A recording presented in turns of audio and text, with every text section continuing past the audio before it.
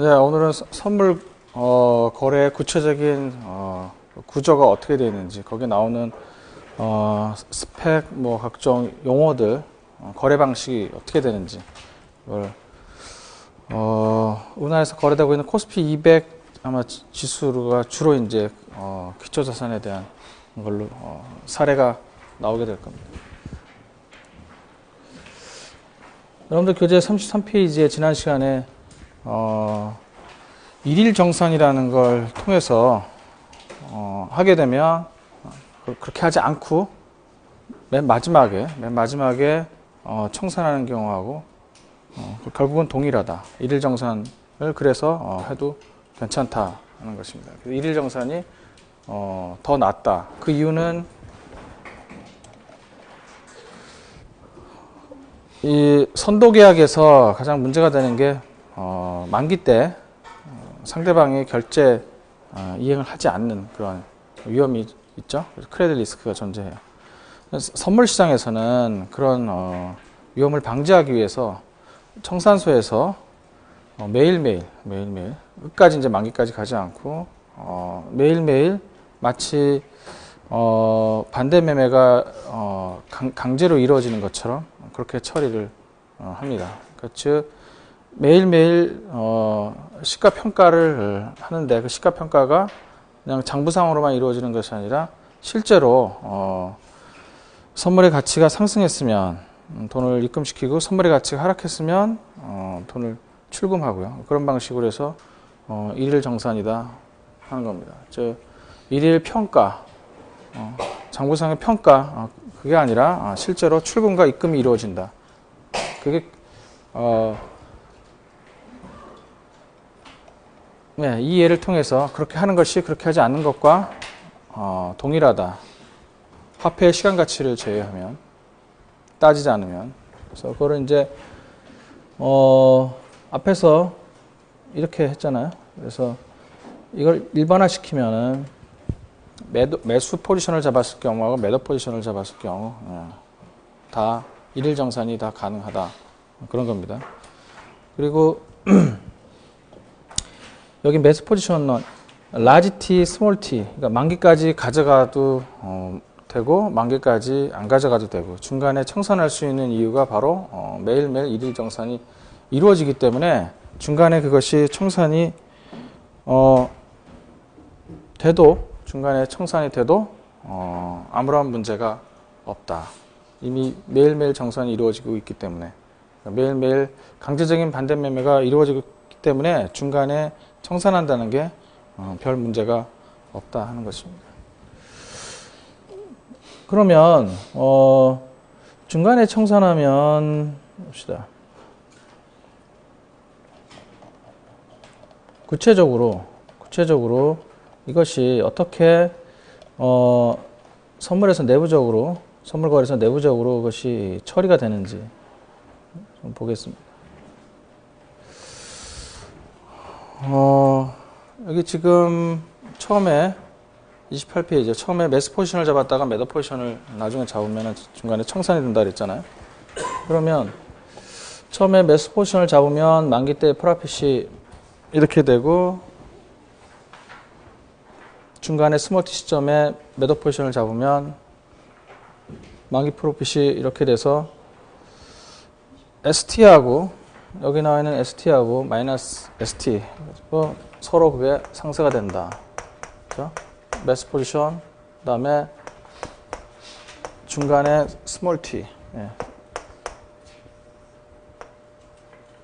매도 포지션 이렇게 되면 똑같은 기초자산을 대상으로 한 선물 거래 똑같은 만기를 갖고 있는 똑같은 선물을 갖고 시점만 다르게 매수, 매도 이렇게 하면 두 개를 더하면 FT-F0 이렇게 된다는 거를 알고 있죠? 그러면 이렇게 해서 이제 일일 정산을 하기 때문에 이렇게 중간 정산을 이렇게 결국 누적돼서 이렇게 처리를 하고 끝낼 수가 있다 하는데 여기서 의문점은 이것도 계약이고 이것도 계약이고 두 개가 다 계약이고 그럼 계약의 상대방이 있을 텐데 이것도 두 개가 별도의 계약인데 두 계약이 거래되면서 계약의 상대방은 자기가 청산하고 빠져나가는 거는 괜찮은데 그러면 계약의 상대방은 어떻게 되는 것인가? 여기에도 상대방이 하나 있고 여기도 상대방이 하나가 있는데 그건 어떻게 처리가 되는 건가 하는 거야. 그걸 좀 보겠습니다. 일일정산 때문에 그게 결국 아무 문제 없이 처리가 된다 하는 겁니다. 결과적으로 예를 보시면 처음에 A가 매수 포지션을 잡았어요. 그럼 거래 상대는 B예요. 그러면 하루 후에 바로 중간 청산을 해버렸다. 즉 매도 포지션 매도 포지션을 잡아서 청산을 시켰다. 근데 그때 거래 상대는 새로운 C라는 사람하고 계약을 통해서 청산을 한 거죠. 그래서 A는 자기가 매수 전매를 통해서 청산이 된 거고요. 그러면 이렇게 해서 A는 중간에 청산하고 거래에서 빠진다. 이제는 완전히 퇴장한다. 그러면 남아있는 B하고 C는 그러면 어떻게 되는 건가? 그렇죠? 자, 청산하고 난 다음 날을 보시면 청산하고 다음 날, 이 청산은 여기서 이제 가정 그날 종가에 청산을 한다. 그러면 이제 그 다음 날 처리가 어떻게 되는 건가 보면은 어떻게 이 B하고 C가 거래 상대방을 잃어버리고 어떻게 처리되는지를 알 수 있습니다. 자, 그럼 A, B, C. A가 두 계약이 있기 때문에 거래소에서는 중간 청산을 해버리고 그냥 거래소를 떠나도 좋다 이런 거예요. 근데 만약에 떠나지 않고 계속해서 계약을 살려두고 일일 정산을 하게 되면 어떻게 됩니까? A는 매수 포지션에서는 F2-F1이 되고 매도 포지션 잡아놓은 건 그 다음 두 번째 계약은 F1-F2가 되죠. 그러니까 하나는 매수 계약, 하나는 매도 계약. 매일매일 서로 반대된 포지션을 잡아놓은 거를 정산을 하게 되면 매일매일 절대값이 두 개가 같을 수밖에 없어요. 부호만 다르고. 그러니까 합하면 0. 언제까지? 만기까지 계속 제로. 그러니까 중간 정산에서 들어오고 나가는 돈이 전혀 없게 돼요. 언제까지? 만기까지 계속. 그러면 B의 일일 정산 금액은 F1-F2, A하고 정산을 한다. 그럼 F1-F2겠죠? B는 매도 포지션이니까. 그럼 C는 매수 포지션이니까 F2-F1이라고요. 이렇게. 그러면 C는 돈을 어디서 갖고 오면 돼요? 만약에 이게 플러스라 그러면 B로부터 갖고 오면 되고, 만약에 B가 이게 금액이 플러스라 그러면 C는 마이너스일 테니까. 즉, 여기서 F1-F2, B의 금액 C, F2-F1이 항상 이렇게 부호가 반대로 되게 돼요. 그래서 이게 어떤 꼴이 되냐면 A 없이 B하고 C하고 짝을 맺어도 일일 정산하는데 아무런 문제가 A 없이 그냥 A, B, C 3명이 일일 정산하는 것이 아니라, 그러니까 A가 두 계약을 갖고 있기 때문에 B 한 계약, C 한 계약, 그러니까 총 두 사람이 한 계약을 하는 거니까 총 두 계약이죠. 두 계약. 근데 그거를 한 계약을 없애버리고 나머지 한 계약 B하고 C하고 하는 걸로 해도 아무 상관이 없다. A가 나가고 대신에 이 자리에 C를 앉혀놓은 거하고 똑같다. 그렇게 되는 겁니다. 즉 A가 나간 이 B하고의 거래 자리에, 계약 자리에 새롭게 청산하고 나갔을 때 새롭게 맺었던 C가 그 자리에 들어오면 된다 하는 겁니다. A의 매수 포지션을 C가 매수 포지션으로 바꿔서 그대로 그 자리에 앉히는 거 똑같다. 이게 가능한 이유가 뭐다? 일일 정산을 이미 했기 때문에, 일일 정산을 했기 때문에 가능한 것이다. 그래서 A는 청산을 다 하고 나갔기 때문에 아무 상관이 없다. 갬블을 할 때 거래 상대방이 중간에 자리를 박차고 정산을 안 하고 나가면 안 되죠. 하지만 정산을 하고 나간다면 아무 상관이 없고 또 거기다가 새로운 사람을 앉혀놓고 나가면 예. 원래 있던 그 사람은 전혀 아무런 차이점이 없어요. B라는 사람은 아무런 차이가 없어요.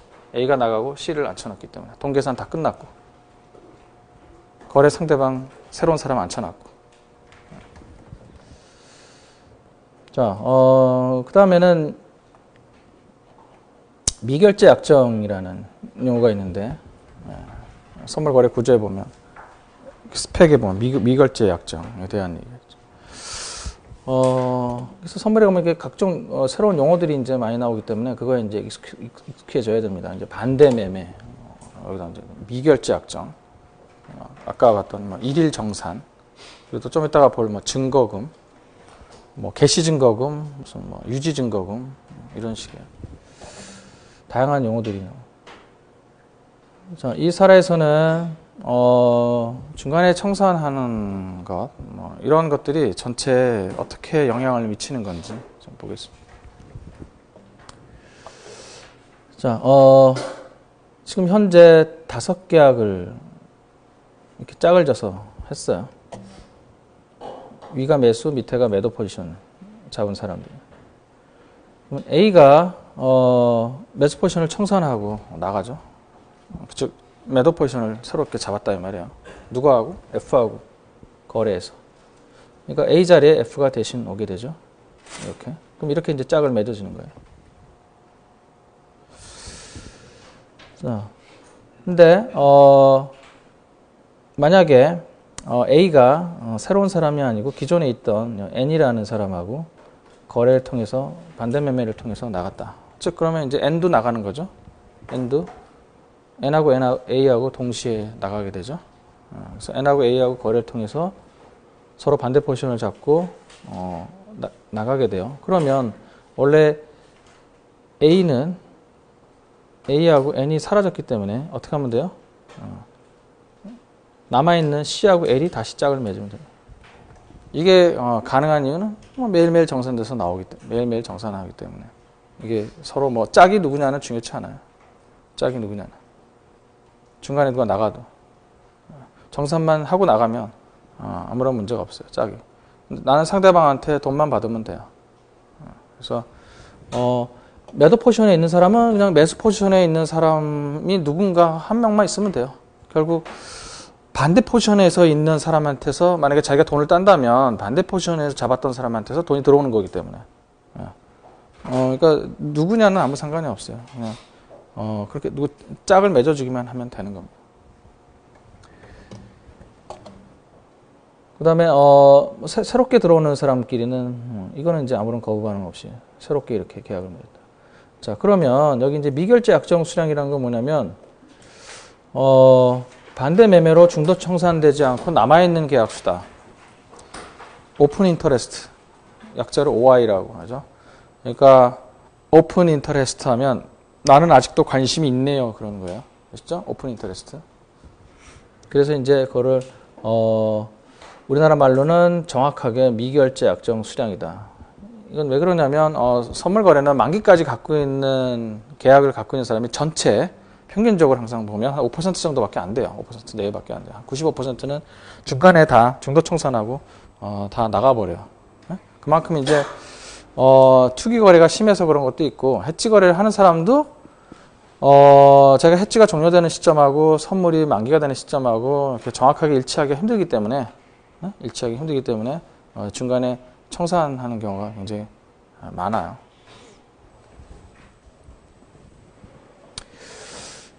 자, 그래서 이 거래량이라는 것과 또 별도로 아직 청산되지 않고 남아있는 약정의 수가 몇 계약이나 남아있느냐, 그 약정이 얼마나 남아있느냐 하는 그게 이제 또 다른 이제 통계 자료 나와요. 그게 이제 어떻게 써먹는 건지는 좀 이따 이제 어떻게 그걸 해석해야 되는지는 거래량과 함께 알아볼 거고요. 신규 매수하고 신규 매수도 이렇게 한 계약을 맺으면 미결제 약정이 기존보다 한 계약이 당연히 늘어날 테고, 신규 매도하고 환매수하고 기존에 새로운 사람하고 기존에 있던 사람하고 해서 계약이 맺어지면, 즉 신규와 반대 매매 간에 맺어지면 미결제 약정이 변함이 없고요. 그다음에 세 번째, 기존에 있던 사람들끼리 서로 반대 매매를 통해서 계약을 맺고 청산시켜서 나가버리면 미결제 약정은 한 계약이 줄어들죠. 이렇게 얘기하면 여러분들이 이제 긴가민가 할 거고, 그림을 통해서 보면 확실하게 알게 되겠죠. 좀 전에 봤던 거요. 한쪽은 청산을 한 사람이고 F는 새롭게 들어온 사람이죠. 그런 식으로 해서 계약을 맺으면 전체 원래 있던 5계약, 청산되지 않은 5계약, 그 계약 수가 전혀 불변이요. 변화가 없죠. 새롭게 들어온 사람이 기존에 있는 사람의 자리를 대신하는 거기 때문에 전체 계약 수는 불변이고요. 그 다음에 기존에 있던 사람끼리 계약을 맺어서 서로 반대 포지션을 잡아서 청산하고 나가면 계약 수가 두 사람이 하나가 돼야지 계약이 되는 거니까. 그래서 계약 수가 하나가 전체적으로 줄어들게 되고요. 미결제 약정이. 그 다음에 새롭게 들어오면 미결제 약정이 하나가 더 늘어나게 되고요. 3번은 분명한 거고요. 2번도 분명한 거고. 이제 1번이 왜 전체 계약수에 변함이 없는가? 1번. 그림을 통해서 보면 쉽게 알 수 있는 겁니다.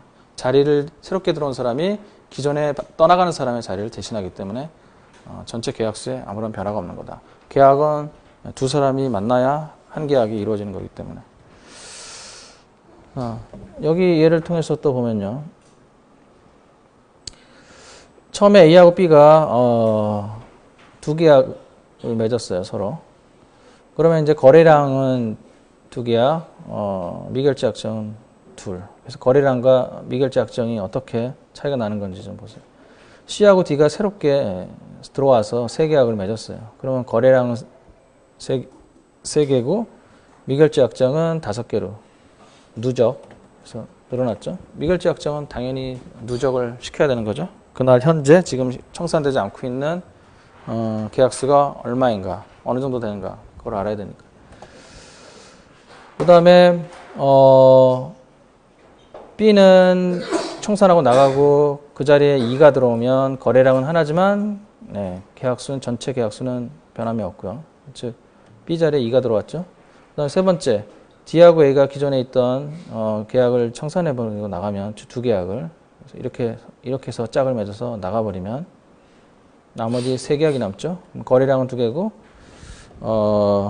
미결제 약정은 3계약이 된다. 거래량하고 미결제 약정 수량. 미결제 약정이 주로 실적 분석할 때 우리가 기초자산, 주식의 거래량을 갖고 기술적 분석하는 것처럼 거래량이 늘어나면 상승세에서, 거래량이 늘어나면 계속해서 상승 추세, 하락 추세에서 거래량이 늘어나면 당분간 계속 하락, 그런 식으로 해석을 하잖아요. 그런 거래량 갖고 해석했던 거를 선물에서는 그 역할을, 거래량은 안 되고 미결제 약정 수량이 그 역할을 하게 되는 겁니다. 선물지수가 오름과 동시에, 선물지수가 오름과 동시에 미결제 약정 수도 늘어난다. 이 얘기는 계속 오르면서 미결제 약정 수도 계속 증가하고, 이렇게 되면 신규 계약이 계속 들어왔다는 거예요. 신규 계약이. 물론 이제 그중에 반대 매매도 있고, 뭐 청산돼 나가는 것도 있고, 줄어드는 부분도 있고, 늘어나는 부분. 하여튼 그렇게 해서 순수하게 늘어났다. 네트로. 그래서 순증했다. 그죠? 신규 계약이. 그렇다는 얘기는 이제 사람들이 계약할 때 선물 지수를 계속 높이면서 서로 계약을 했다. 그런 얘기죠. 그러니까 상승 추세가 계속 이루어질 거라는 식으로 해석할 수 있는 거고요. 반드시 그렇다는 건 아니고, 그렇게 해석하는 것이 자연스럽다. 그런 그 다음에 선물 지수가 오르는데 기존의 계약수는 감소한다. 즉 미결제 약정 수가, 누적 미결제 약정 수량이 계속 감소한다. 그렇다는 얘기는 기존의 포지션이 청산되고 나가는 게 굉장히 많다는 거예요. 새롭게 들어온 사람보다는 청산되고 나가는 게 많다. 그러니까 미결제 약정 수가 전체적으로 줄어들었다는 얘기거든요. 그러니까 이익 실현하고 나가는 사람이 많다. 그러니까 이거는 곧 하락할 것 같다. 하락 반전될 것 같다. 그렇게 해석하면 됩니다. 그 다음에 선물지수가 하락하면서 되는 경우는 마찬가지로 대칭적으로 해석하면 되겠습니다.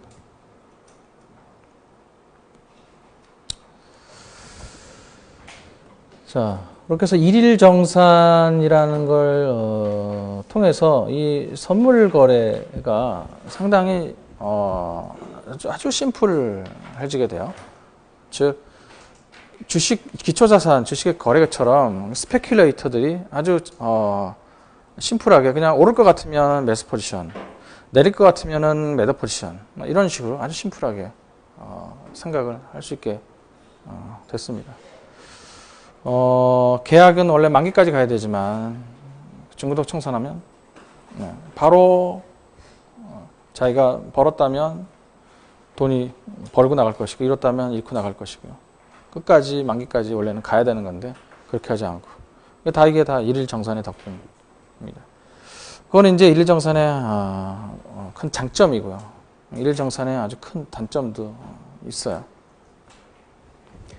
그래서 많이 해보신 분은 일일 정산이 편리하다고 느끼기보다는 굉장히 짐이 된다, 상당히 성가시다 그렇게 생각하는 사람이 훨씬 더 많아요. 익숙해지다 보면 오히려 그 장점은 당연한 걸로 생각하고 단점만 자꾸 부각이 되고 그런 겁니다. 일일 정산을 하려면 어떤 장치가 또 돼 있어야 되냐면 내가 일일 정산을 당해서 돈이 들어오면 좋지만 인출돼서 나갈 걸 대비해서 거래소 입장에서는 중간에 자기가 그 돈을 받아서 넘겨주고 이런 역할을 하는 거기 때문에 거래소 입장에서는, 즉 정확하게 하면 청산소 입장에서는 절대 손해를 보면 안 된단 말이에요. 그러니까 결제 불이행이 일어나는 사태가 벌어지면 안 된단 말이에요. 그러니까 돈이 이렇게 해서 이렇게 넘어간다 그냥 중간에. 이게 확실해야 된단 말이에요. 그래서 매일매일 일일 정산할 때 결제 불이행 위험이 발생하지 않도록, 그러니까 결제 불이행 위험을 방지하기 위해서 만기 때까지 그냥 냅두면 만기 때 그때 손실이 엄청나게 커질 수가 있단 말이에요. 계속 불리한 방향으로 선물 가격이 변해서 오르던 내리던 포지션에 따라서 불리하게 변해서 손실 누적액이 엄청날 수가 있어요. 그걸 만기 때 한꺼번에 정산하겠다? 그러면 결제 불이행 위험이 가능성이 굉장히 커지죠. 그래서 이제 그런 걸 대비해서 일일 정산을 원래 하는 거예요. 근데 그 일일 정산 하게 되면 이제 아까도 봤지만 굉장히 편리한 점이 많이 나오죠. 중간 청산할 수 있다는. 근데 일일 정산을 그렇게 하려면 매일매일 일일 정산을 하려면 그때 매일매일 결제 불이행 사태가 일어나지 않도록 증거금, 담보죠. 증거금을 당연히 양쪽에다 요구를 해야 돼요. 누가 손해볼지 모르니까 처음에는. 그래서 이 증거금을 언제 요구하게 되냐면 처음에 주문을 낼 때 그 계약 사이즈, 그러니까 포지션, 전체 포지션의 일정 금액을, 전체는 아니겠죠.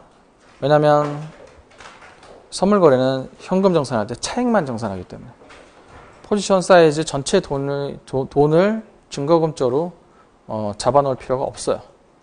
어차피 일일 정산할 때 보면 FT-F 하루씩 매일 하니까 FT하고 FT-1 이게 매수 포지션을 잡으면 이렇게 될 거고, 매도 포지션을 잡으면 FT 마이너스 FT. 그래서 요 금액이 이제 정산이 돼야 될 거예요. 여기. 그러니까 거래 전체 사이즈가 필요가 없고 요 차액만 서로 오가기 때문에 전체 금액이 필요가 없고, 그래서 요 차액이 이론적으로 그러니까 선물의 가치죠. 이게 어느 정도 될 거냐. 그렇게 해서 이제 최대 손실, 이쪽에서 손실 날 수도 있고 이쪽에서 손실 날 수도 있고요. 그 손실의 최대액이 얼마 정도 될까? 보통 상식적으로 생각하면 코스피 200 같은 경우에는 코스피 200의 스펙을 보면 거기도 이제 프라이스 리밋, 그러니까 현물 시장에서 그 거래 뭐죠? 플러스 마이너스 15%의 상한가 하한가 제도가 있잖아요. 그래서 선물 시장에서도 그 제도가 있어요. 미국에서도 현물 시장에서는 가격 제한폭이란 제도가 없어요. 근데 선물 시장에는 가격 제한폭이 있죠. 워낙 포지션들을 크게 잡아놓고 하기 때문에 그 계약수도 굉장히 많이 크게 잡고 그래서 거래 단위가 현물하고는 비교 안 될 정도로 굉장히 커요. 그래서 물론 이제 그 거래 사이즈도 제한을 하긴 하지만 그래서 워낙 현물하고는 비교도 안 될 정도로 굉장히 크기 때문에 판이 크기 때문에 선물의 경우에는 가격 제한폭을 두고 있어요. 그건 어느 나라나 다 똑같아요. 선물의 가격 제한폭을 안 두면 개인이 파산하는 사람이 너무 많이 나오기 때문에 안 돼요. 그래서 제한폭을 걸어두고 있는 거예요. 자, 그래서 가격 제한폭이 플러스 마이너스 10%다. 코스피 200 같은 경우에. 그러면 최대 이게 전체 포지션 사이즈의 10%. 그러니까 전체 포지션 사이즈가 몇 퍼센트 움직이느냐, 몇 퍼센트 상승하고 몇 퍼센트 하락하느냐를 결정하는 그 포지션 사이즈가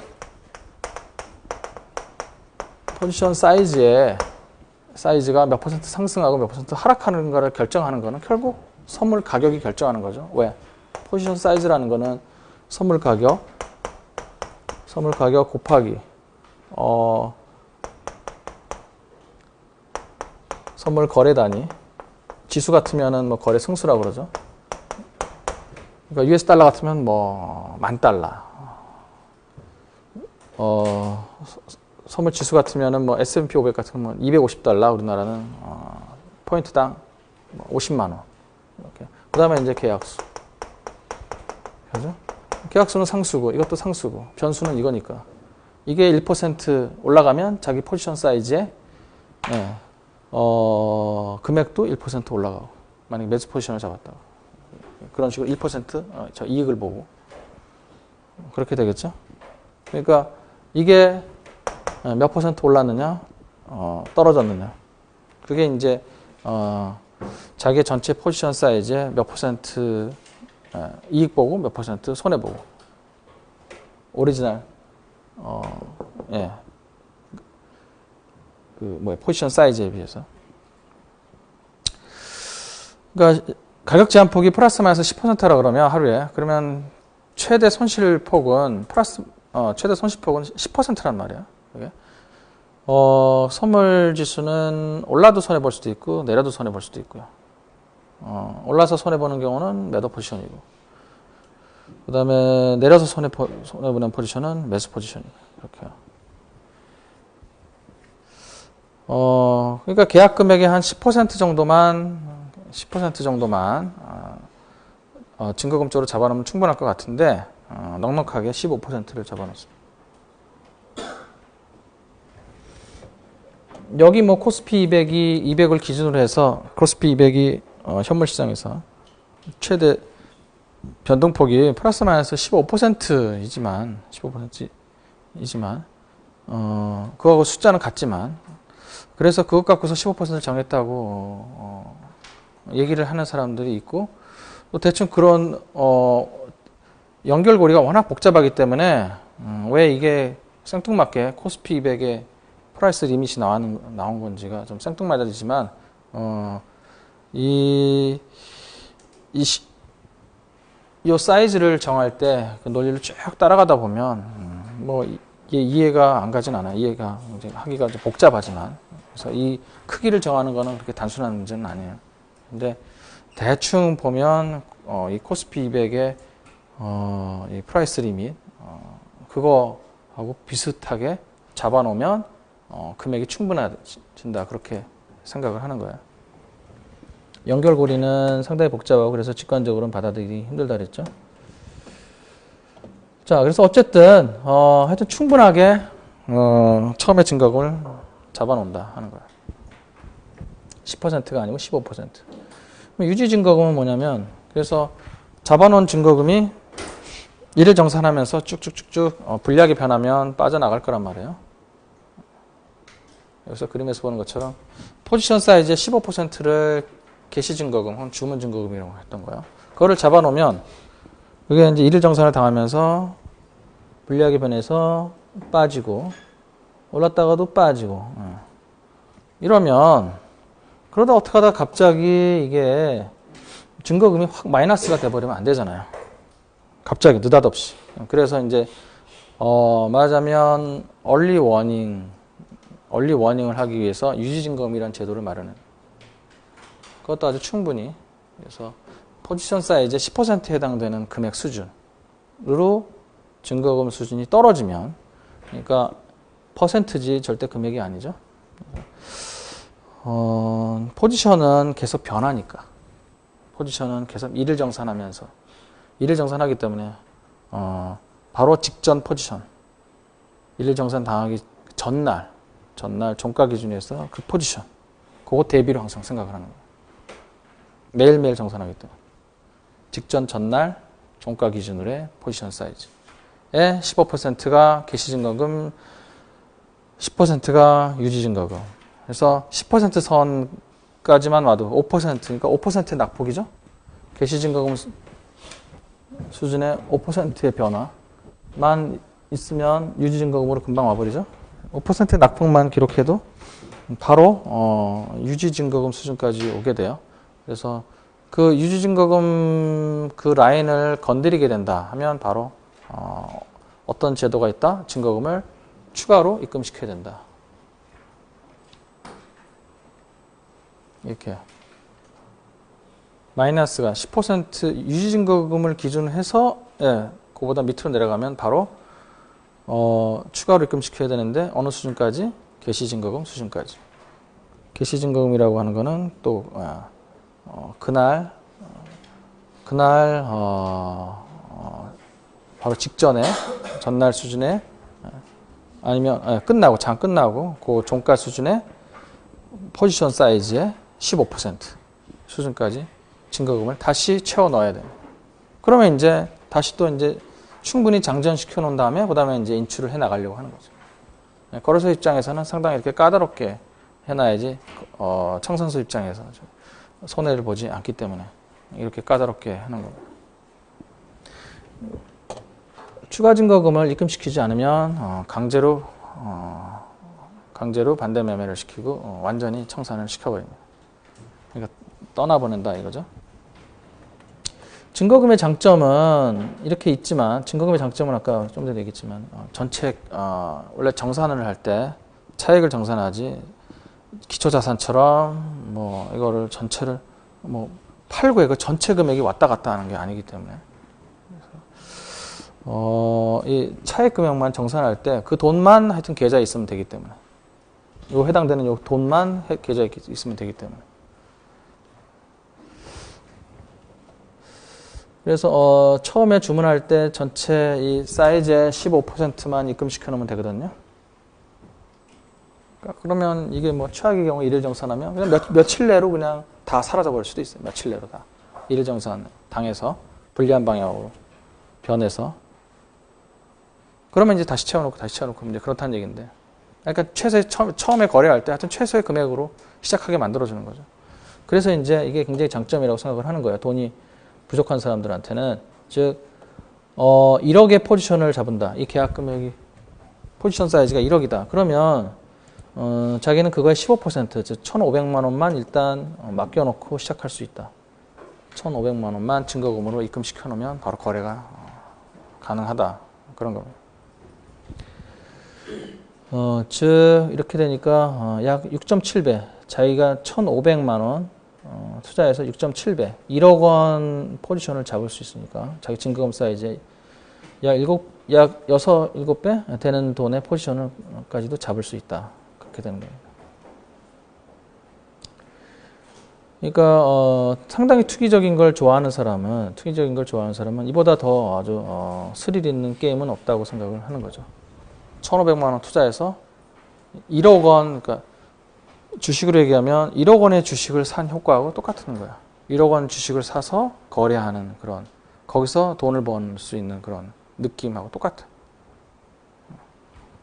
1,500만 원 갖고. 그러니까 1,500만 원 넣고 나중에 1,500만 원만 넣어놓고 뭐 이론상으로는 뭐 수십억 원도 벌 수 있어요. 계속 이게 자기한테 유리한 방향으로 변해서 계속 플러스 들어오면 1,500만 원 넣어놓고 나중에 정산해보니까 제가 1억 벌었어요. 그게 주식 같으면 그렇게 되려면 얼마나 더 기다려야 돼요? 1,500만 원짜리가 1억이 되려면. 하지만 선물은 자기한테 유리하게만 변하면 그냥 한 달만이라도 그냥 그렇게 돼버릴 수가 있어요. 근데 증거금의 단점은 불리하게 변현했을 경우에 일일 정산하는데 그게 자기한테 가격이 불리하게 매도 포지션을 잡았을 경우에는 올라가고 매수 포지션을 잡았는데 떨어지고 이렇게 불리하게 반대 방향으로 변했을 경우에 계속 잃으면 마진콜 당하고 또 채워넣는데 또 불리하게 변해서 마진콜 당하고 또 채워넣는데 또 불리하게 변해서 마진콜 당하고 계속. 그럼 결국 1억 원 포지션 잡았다가 결국 자기가 쓴 돈은 1억 원 다 쓰는 경우가 많아요. 결국 그러니까 1억 원 전체 다 손해보는 걸로. 마치 1억 원짜리 주식 사서 1억 원짜리 주식이 휴지가 돼버리는 것 같아요. 그런 식으로 묻어나가지고 그런 효과하고 똑같이 돼버리는 거. 그래서 개시 증거금만으로 선물 투자를 할 수 없을 가능성이 아주 희박한 게 아니고 아주 종종 껄핏하면 그렇게 될 거기 때문에. 그래서 보통 선물은 하루 내에 정산시켜버려요. 마진콜을 안 당하려고. 하루 내에. 매일매일 그냥 장중에 포지션 잡았다가 장중에 포지션 청산해버리고 그런 식으로 계좌 관리를 하게 됩니다. 그러니까 따면 돈을 벌면 그게 어떻게 다시 돌변해 갖고 잃을 수가 있기 때문에 그냥 돈을 따면 바로 그냥 청산시키고 나와버려요. 그리고 다시 또 계약을 또 좀 기다렸다가 눈치를 보고서 다시 또 포지션을 잡고 그래서 돈을 벌면 다시 또 청산시켜버리고 아니면 손해를 보면 손실이 확대되지 않기 위해서 어느 정도 자기가 마음속으로 정해놓고 몇 % 정도 손해를 보면 청산시켜버리고 그런 식으로 빠르게 아주 의사결정을 굉장히 그러니까 조금씩 따도 조금씩 따고 잃어도 조금씩 잃고 그런 식으로 이 증거금 관리를 하게 됩니다.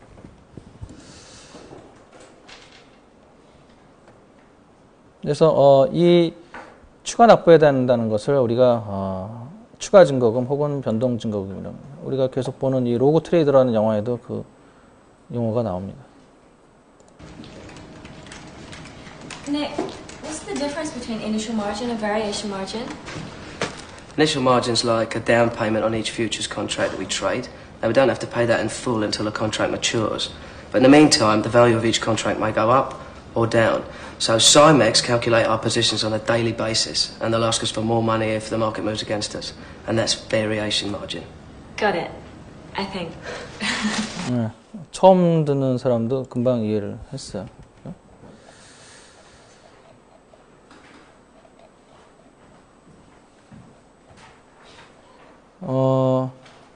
여기 38페이지죠?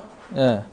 38페이지를 보면 구체적으로 이제 사례가 하나 나와 있습니다. 이 증거금 계좌가 어떻게 정산당하고 그래서 또 정산당하고 또 나중에 최악의 경우에 마진콜 당하고 그래서 다시 또 추가 증거금을 입금시키고요. 지금 코스피 500 선물 9월 말 10계약을 80포인트에 매수했어요. 그러면 저기 포지션 사이즈는 4억 원. 그럼 개시 증거금은 그거 15% 6천만 원을 최소한 6천만 원을 증거금 계좌에 납부를 해야 돼요. 납입을 해놔야 돼요. 이거는 그러니까 새롭게 포지션 잡을 때마다 이렇게 해야 된다 이 말이죠. 당연히 새롭게 추가로 또 뭐 포지션 잡으면 또 추가로 또 개시 증거금. 개시라 그래갖고 뭐 선물 계좌를 처음에 개시할 때 그게 아니고 계약을 새롭게 할 때마다 포지션을 새롭게 또 추가시킬 때마다 증거금을 추가로 납부를 해야 되는 그런 의미입니다. 개시 증거금. 자, 이 사람은 그래서 1,000만 원 더 추가시켜서 넉넉하게 7천만 원을 입금시켜 놓고 시작을 했어요.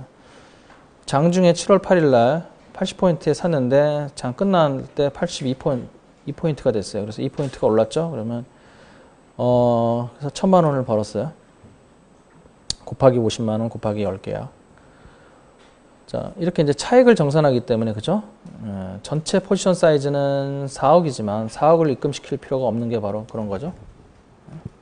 매일매일 이렇게 관리를 해가면서 매일매일 증거금을 추가시키고, 그러니까 입금시키고, 출금시키고, 입금시키고, 출금시키고, 그런 방식으로 하면서 데일리 베이시스로 하게 되면 전체 포지션 사이즈 금액이 필요가 없는 거예요. 그러면 전체 누적돼서 8천만 원 되고요. 그러면 이제 주문 증거금하고 유지 증거금을 계산을 장 끝나면 해야 되는데, 이 사람은 이미 중간에 들어오면서 주문 증거금, 유지 증거금을, 그러니까 증거금을 냈기 때문에 6천만 원, 그다음에 유지 증거금은 4천만 원 수준으로 계산돼서 들어왔기 때문에 이건 다시 계산할 필요가 없고요. 그래서 주문 증거금 6천만 원, 유지 증거금은 4천만 원. 이렇게 시작을 한 거죠. 그 다음 날 선물 지수가 76포인트 돼서 6포인트 하락했죠. 그러면 손실이 마이너스 3천만 원. 그러면 증거금 계좌에서 출금. 그래서 잔고가 5천만 원밖에 안 남죠. 그러면 이제 장이 끝나면 새롭게 증거금 계산을 다시 해요. 포지션 사이즈가 변했기 때문에. 선물 지수가 변해서 자기 포지션 사이즈가 변했기 때문에 다시 계산을 해야 되는데, 뭘 기준으로 하냐면, 이게 이상하게도 선물 지수를 기준으로 해서 포지션 사이즈를 정하는 것이 아니라 현물 지수를 기준으로 해서 포지션 사이즈를 정하게 돼요. 이게 조금 인투이션하고 잘 안 맞아요. 네. 하여튼 거래소 입장에서는 어떻게 됐든지 하여튼 증거금을 많이 갖다 놓게 하려고 하는 거야. 충분하게 갖다 놓게 하기 위해서 그런 거예요. 그래서 거래소에서 생각하는 게 선물 지수보다는 현물 지수가 낫겠다. 선물하고 현물은 어차피 같은 방향으로 움직일 거기 때문에. 그리고 레벨도 비슷하고요. 그래서 조금 차이가 나지만. 그래서 선물 지수를 택한 것이 아니라 우리나라에서는, 그러니까 나라마다 틀려요. 이거는 꼭 그래야 된다는 것이 아니고. 근데 뭐 자기들 논리는 있는 거고. 근데 자기네들만 이해할 수 있는 그런 논리들이 굉장히 많아요. 증거금 계산하는 거는 하여튼 어떻게 됐든 간에 하여튼 거래소는 자기의 손실이 어떻게든 없게 만들게 하기 위해서 이렇게 하는 겁니다. 자기한테 유리하게. 그래서 증거금을 요구하는 거죠. 그렇게 무리하게, 사실 어떻게 보면 무리하게 요구를 해도 뭐 이게 부담스러운 사람은 그럼 하지 마라 이렇게 하면 되니까. 그렇지 않아도 하겠다는 사람 많다. 그런 거니까요. 실제로 그래요.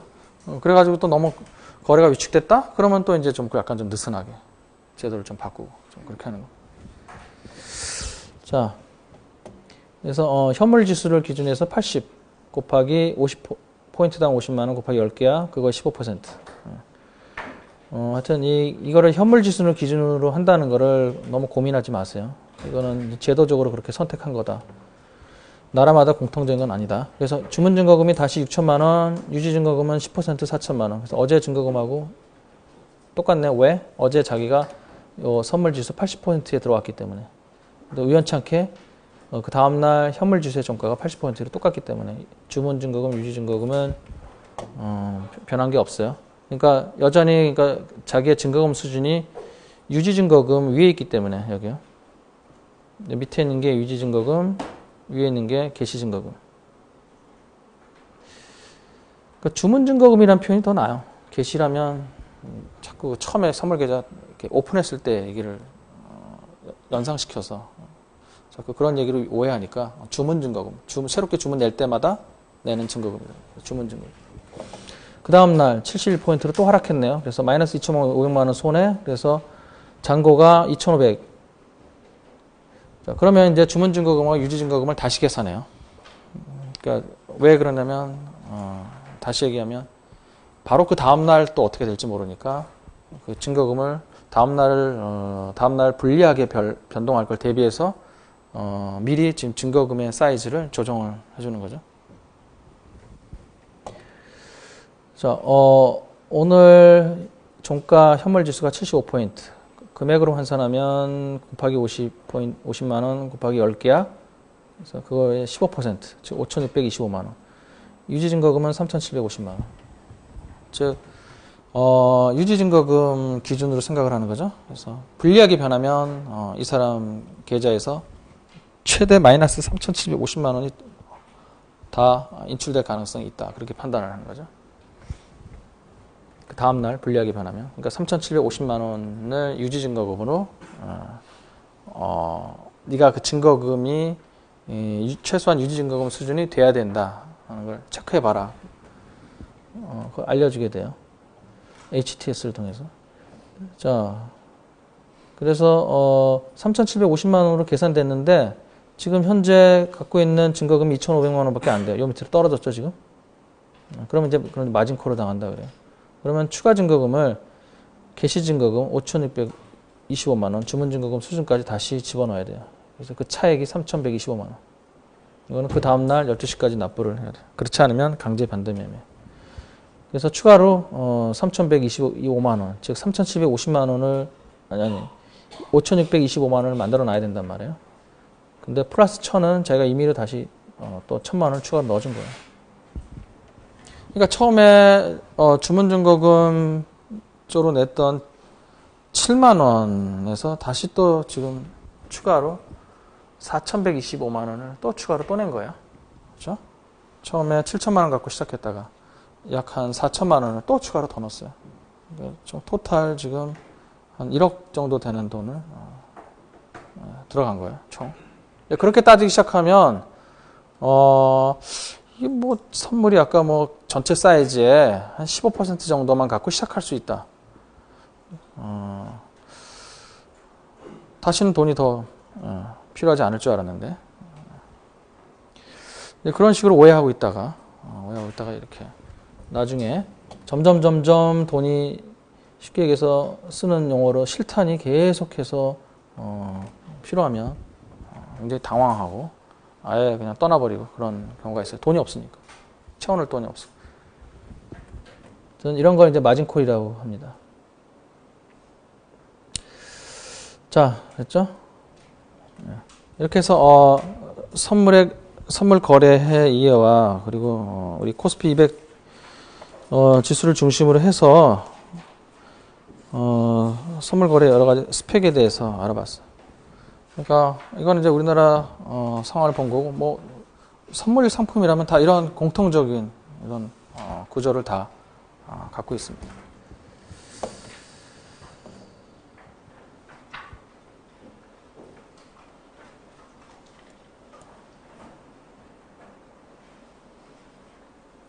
자, 그러면 1장 연수 문제를 몇 개 좀 보겠습니다.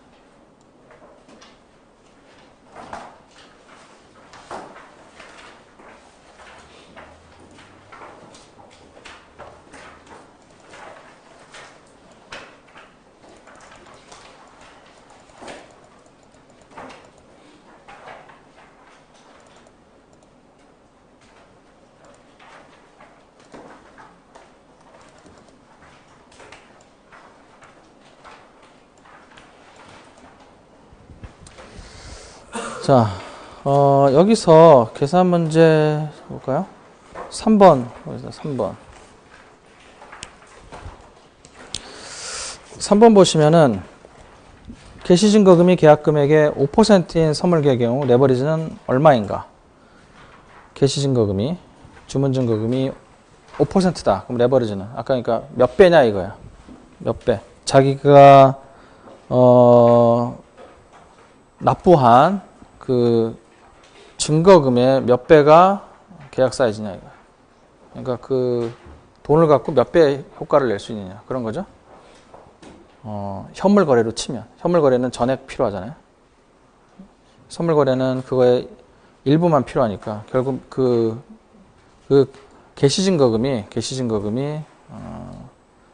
선물 거래 개시증거금이 현물 거래로 따지면 몇 배 효과냐 그런 거죠. 몇 배요? 단순하게 계산하면 되죠. 5% 갖고 전체 100% 전체 계약 사이즈 100%의 효과를 얻는 거니까 5 곱하기 20배. 레버리지는 20배가 되겠죠. 그 다음에 5번 보겠습니다. 5번. 전일 미결제 약정 수량이 1,500계약인 선물이 당일 미결제 약정 수량이 1,700계약이 되었다. 당일 거래량은 1200계약이고 이 가운데 신규 주문 간에 체결된 계약수가 350계약이라고 하면 당일 반대 매매 간에 체결된 계약수는 얼마인가?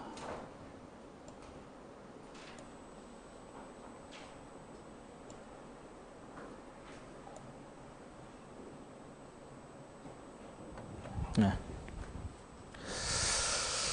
아까 그 미결제 약정 수를 따질 때, 그 약정이 어떤 방식으로, 맺어지느냐에 따라서 미결제 약정에 서로 다르게 카운트가 되죠. 1500에서 1700. 그래서 이렇게 200계약, 미결제 약정이 200계약 증가하는 거죠. 거래량은, 당일 거래량은 1200개야. 그러니까 거래량은 1200인데 미결제 약정은 고작 200계약만 증가했네요. 반대 매매가 상당히 많이 됐다는 알 수 있겠죠. 그걸 한번 계산해 봐라 이거죠. 당일 거래는 1200. 자, 그러면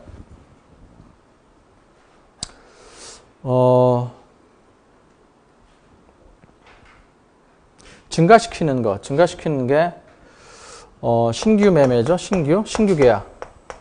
그러니까 신규로 진입한 사람, 신규 주문간. 그러면 신규 주문은 신규 주문간 계약. 이게 한 계약 증가시킨다 그랬죠. 신규 주문이 서로 당사자가 거래량이 하나다. 신규 주문간 거래량이 하나면 미결제 약정도 하나가 증가하잖아요. 그래서 신규 주문간이 계약수를 하나씩 증가시키고, 그 다음에 감소시키는 경우가 돼요. 불변인 경우는 따질 필요가 없는 거죠. 불변인 경우는 따질 필요가 없고, 이거를 감소시키는 경우가 언제냐? 기존 주문간이죠. 그러니까 지금 반대 매매간, 기존 주문간.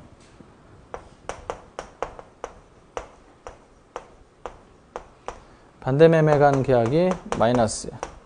0은 카운트할 필요가 없고, 계약수를 늘리는 거는 카운트할 필요. 그러면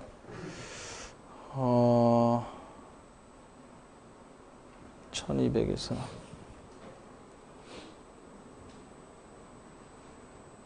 네, 지금 200계약 증가했죠? 자, 그러면 신규 주문 계약이 350계약이죠? 우리가 350. 그러면 계약수를 전체 1500에서 이게 신규 주문간 계약이 오면 350으로 350계약 늘어나죠? 네. 그 다음에 빼기 뭐가? 반대 매매간 계약수. 이렇게 했더니 1700이 나왔다. 그런 거죠? 아니면 350 마이너스 x가 200이다. 뭐 바로 그렇게 해도 되고요. 여기 350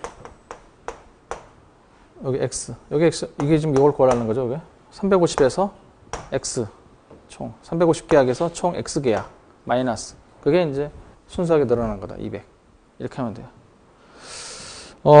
당일 거래량이 얼마라고 하는 거는 전혀 알 필요가 없어요.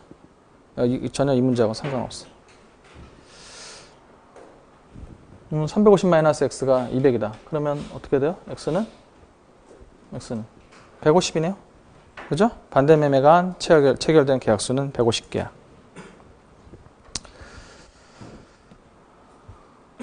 그 다음에 4번. 어떤 선물 계약의 개시 증거금률은 계약 금액의 10%다. 주문 증거금이 10%.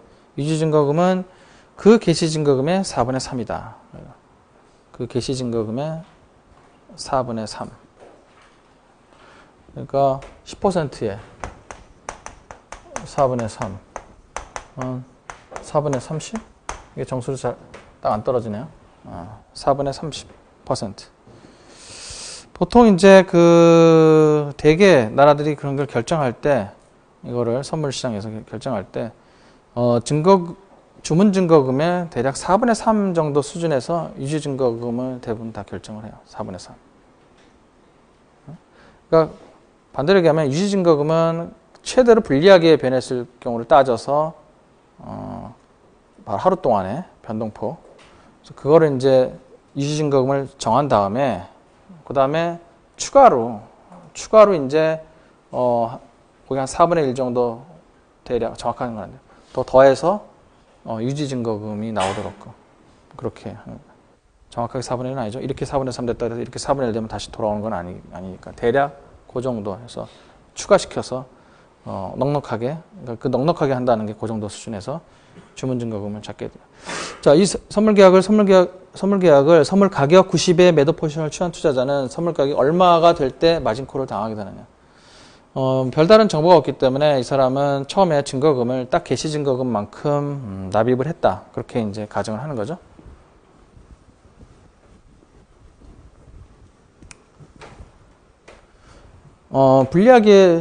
불리하게 변화하려면 매도 포지션을 잡은 사람이 자기한테 불리하게 변화하려면 그렇게 해서 이제 마진콜을 당한다는 거니까 불리하게 변화하려면 선물 가격이 상승해야 돼요? 하락해야 돼요? 하락해야 되죠? 맞아요? 그런가요? 아니죠? 매도 포지션이 이익을 보려면 하락해야 되죠? 손해를 보려면 상승해야 돼요. 그죠? 예. 그래서 이 사람이 마진콜을 당하려면 선물 계약이 상승해야 돼요. 그러니까 그거는 맞는 거고 일단. 그러니까 얼마만큼 상승해야 되냐 이제 그런 얘기죠. 자, 이게 지금 계산하면 7.5%. 그렇죠? 7.5%가 유지증거금, 10%가 개시증거금 이렇게 나왔어요.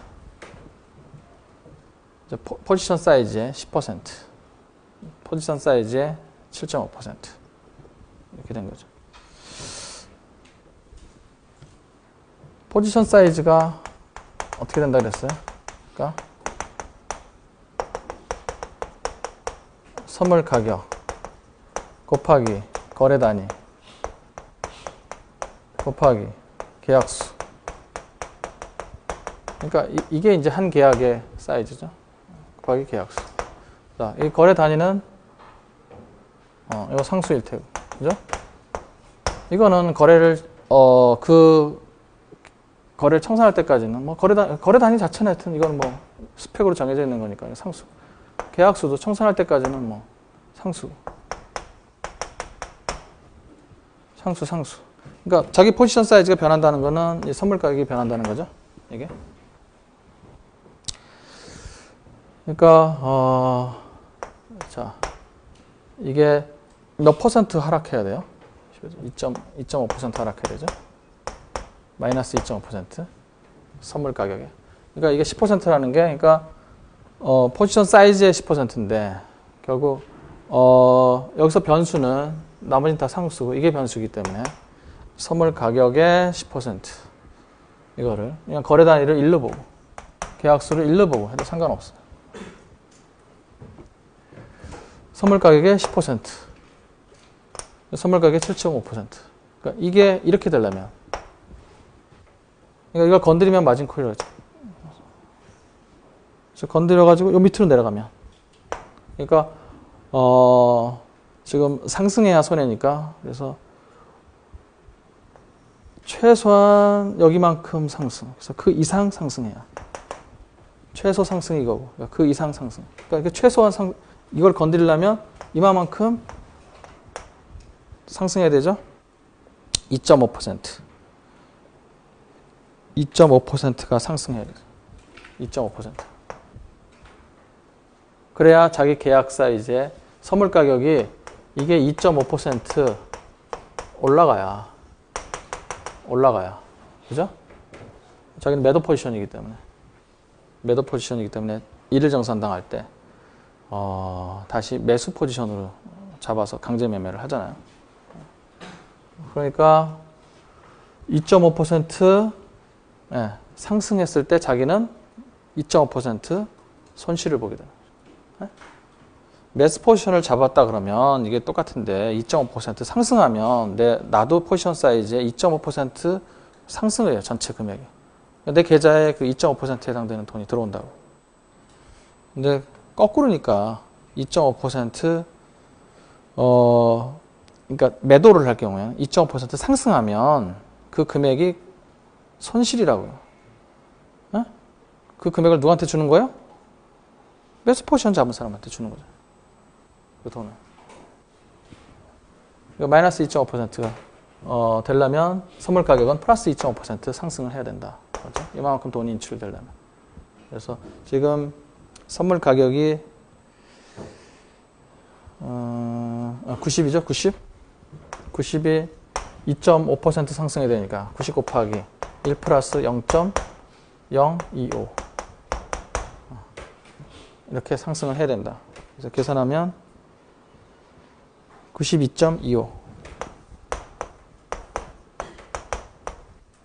그래서 선물 가격이 92.25 이하로 선물 가격이 92. 반대니까 92.25 이상으로 상승하면 이 사람은 마진콜을 당하게 된다.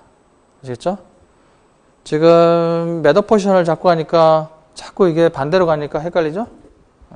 만약에 이 문제가 매수 포지션을 취한 투자자가 어떻게 하면 선물 가격이 어떻게 하면 마진콜을 당하겠느냐 하면 문제를 만약에 그렇게 냈다 그러면 어떻게 해야 돼요? 생각하는 순서가 아주 자연스럽게 이렇게 2.5% 하락하게 되면 하면서 이게 바뀌게 되겠죠? 90보다 낮게 매도 포지션을 잡았으면 상승해야 손해이기 때문에 플러스 이렇게 바꿔요. 플러스 마이너스 플러스 마이너스 그러니까 전체 포지션 사이즈를 기준으로 해서 전혀 생각할 필요가 없어요. 선물 가격만 갖고 생각을 하면 돼요. 이건 상수니까 변하는 건 요게 변수니까